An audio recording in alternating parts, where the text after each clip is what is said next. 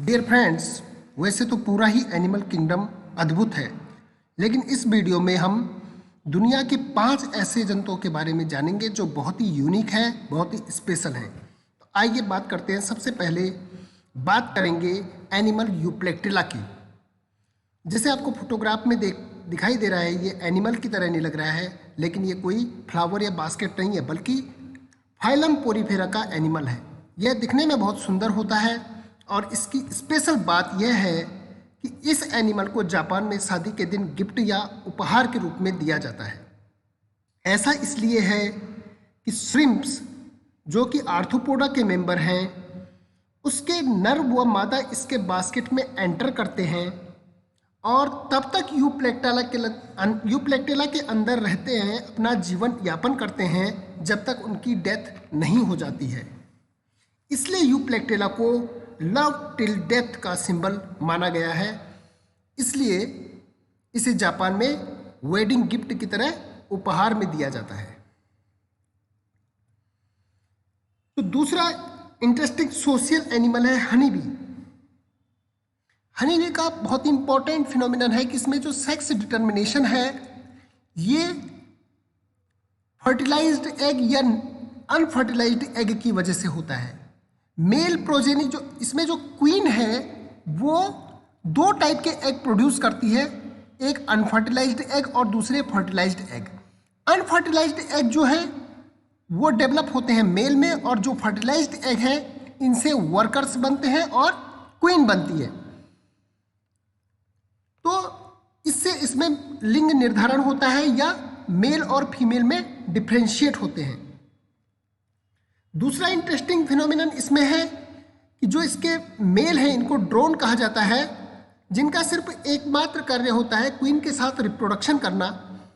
ये कॉपुलेशन के या रिप्रोडक्शन के बाद क्वीन के साथ जब ये रिप्रोडक्शन करते हैं तो उसके तुरंत बाद इनकी डेथ हो जाती है।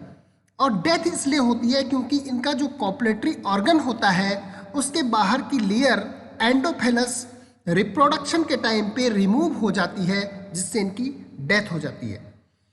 नेक्स्ट इंटरेस्टिंग चीज़ है हनी बी के बारे में कि ये अपने विंग्स को 1 मिनट में 11,000 बार फड़फड़ाती है, बीट करती है।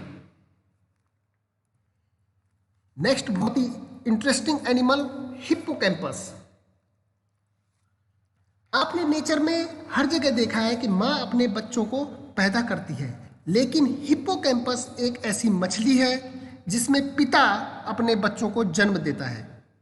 हिप्पोकैम्पस का सामान्य नाम समुद्री घोड़ा या सी हॉर्स है, और इसमें फीमेल अपने एग को मेल के ब्रूड पाउच में, ये दिखाया गया है यहाँ पर ब्रूड पाउच में डिपॉजिट करती है, जहाँ पर मेल इनको फर्टिलाइज करता है। लेकिन आगे का डेवलपमेंट भी मेल के ब्रूड पाउच में ही होता है। इसके बाद मेल के ब्रूड पाउच में ये एग्स डेवलप होते हैं, जिससे मेल का ब्रूड पाउच फूल जाता है। जैसा कि ह्यूमन प्रेगनेंसी में भी फीमेल का एब्डोमिनल रीजन एक्सपेंड हो जाता है। तो ये बहुत ही इंटरेस्टिंग है। और जब इसके अंदर सी हॉर्सेस, जो छोटे छोटे सी हॉर्सेस डेवलप हो रहे हैं, वो मैच्योर होने की स्टेज में होते हैं, डेवलप हो जाते हैं और रेडी रहते हैं बर्थ के लिए, तो मेल का एब्डोमेन ओपन होता है, उसमें कॉन्ट्रैक्शन होता है और जुवेनाइल सी हॉर्सेस, छोटे छोटे समुद्री घोड़े, इसके एब्डोमेन से बाहर निकल जाते हैं। तो हिप्पोकैम्पस जो है ये मछली की कैटेगरी का एनिमल है, सुपर क्लास स्पाइसेस में आता है, फिश है, राइट, वेरी इंटरेस्टिंग, जहाँ पर male gives birth to young ones, जहाँ पर मेल अपने बच्चों को जन्म देते हैं। नेक्स्ट है डॉल्फिन। डॉल्फिन का साइंटिफिक नेम है प्लेटिनिस्टा गंगेटिका। ये नेशनल एक्वेटिक एनिमल है इंडिया की, भारत का राष्ट्रीय जलीय पशु है। डॉल्फिन के बारे में इंटरेस्टिंग फैक्ट है कि ये ब्लाइंड होती है और इको लोकेशन पे काम करती है। अंधी होती है, इको लोकेशन पे काम करती है। इको लोकेशन का मतलब होता है ये अपने नेजल पैसेज से साउंड को इमिट करती है। ये साउंड इनके फोरहेड से, जिसे हम मेलन कहते हैं, इसमें मेलन कहते हैं, फोरहेड से पास होता है और इसके आसपास की चीज़ों की जानकारी इसे देता है। वो साउंड किसी ऑब्जेक्ट से टकरा के फिर से वापस इसके लोअर जॉ में आते हैं, जिसे ये सेंस करती है और ब्रेन तक, इनर ईयर के थ्रू ब्रेन तक वो इंफॉर्मेशन पास होती है। तो ये बहुत इंटरेस्टिंग कि ये ब्लाइंड होती है और इको लोकेशन पे काम करती है।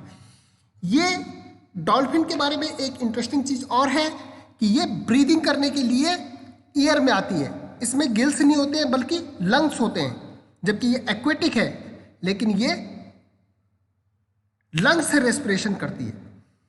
और ये अपने बच्चों को, मैमल कैटेगरी का है तो ये अपने बच्चों को मिल्क फीड करवाती है। डॉल्फिन इंटेलिजेंट होती है, इसमें सीखने की क्षमता बहुत ज़्यादा है और ये जो इसके सोसाइटी के और मेंबर्स हैं, अगर कोई इंजर्ड हो गया तो उनकी हेल्प भी करती है। डॉल्फिन इज पिसीवोरस, डॉल्फिन पिसीवोरस होती है, इसका मतलब डॉल्फिन मछलियों को खाती है, कार्निवोरस है। लास्ट बहुत ही इंटरेस्टिंग एनिमल, पांचवा animal, ophiophagus hannah, national reptile of India, Bharat का राष्ट्रीय सरीसृप ऑफियोफेगस हन्ना, जिसका कॉमन नेम किंग कोबरा है। ऑफियोफेगस वर्ड का मतलब होता है विच फीड्स ऑन अदर स्नेक, जो कि और स्नेक को खा जाता है, इसीलिए इसका नाम ऑफियोफेगस है। किंग कोबरा जो है वो दुनिया का सबसे लंबा जहरीला सांप है और इसकी लेंथ जो है वो 5 से 6 मीटर तक हो सकती है। दे ग्रोल, ये ग्रोलिंग करता है। ग्रोलिंग का मतलब ये आवाज़ निकालता है। और वो आवाज़ कैसी होती है? जब ये इस पर खतरा होता है या ये थ्रेटेंड होता है तो ये ग्रोलिंग करता है और ग्रोलिंग से ये German shepherd, angry German shepherd की तरह ये ग्रोलिंग करता है। ये डायर्नल होता है, डायर्नल का मतलब एक्टिव होता है डे टाइम पे।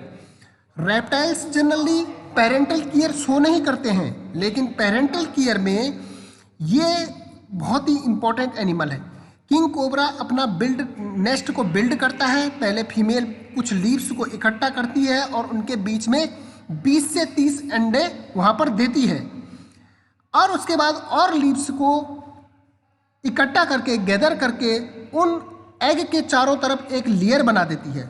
जब ये लीव्स, इनका डिकम्पोजिशन होता है, ये सड़ती है तो वहाँ पर से हीट प्रोड्यूस होती है, जिससे इसके एग्स वार्म रहते हैं और बाद में वो हैचिंग करते हैं। तो ऑफियोफेगस hannah national reptile of India. इसे किंग कोबरा, कोबरा कैटेगरी का नहीं है, लेकिन एक इंटरेस्टिंग बात और है कि ये कोबरा कैटेगरी का एनिमल नहीं है। कोबरा हम उनको बोलते हैं, सिर्फ कोबरा स्नेक वो होते हैं जिनका जीनस नाजा से स्टार्ट होता है। इसका जीनस ओफियोफेगस है, यहाँ पर जीनस नाम रखा हुआ है ओफियोफेगस और स्पीसीज है हन्ना। लेकिन जो नाजा से स्टार्ट होते हैं उनको ही हम ट्रू कोबरा कहते हैं। ये ट्रू कोबरा नहीं है, बल्कि ये ज़्यादा रिलेशन इसका जो है ब्लैक माम्बा जो स्नेक है उससे इसका ज़्यादा रिलेशन है। Thank you very much.